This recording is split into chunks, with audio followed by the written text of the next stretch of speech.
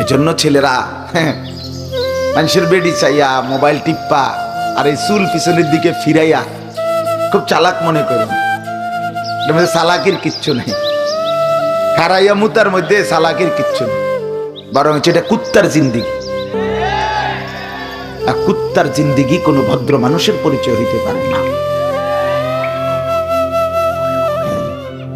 যে প্রস্রাব করে পানি নেয় না, তার সরাসরি পেশাব করে যে ঢিলা কুলুক পানি নেয় না, তার দৃষ্টান্ত হুবহু কুকুর। এটা কুত্তার স্বভাব, এটা জানোয়ারের স্বভাব। মানুষের কাতারে সে শোভা পায় না। তাকে মানুষের কাতারে দাঁড় করানো, মানুষের সমাজে দাঁড় করানো উচিত না। তাকে জন্তু জানোয়ারদের সাথেই মেশানো উচিত, থাকানো। এটাই বাস্তবতা। সুস্থ স্বাভাবিক মানুষ, এটার প্রমাণ কি আপনারা যে কেউ বুঝবেন।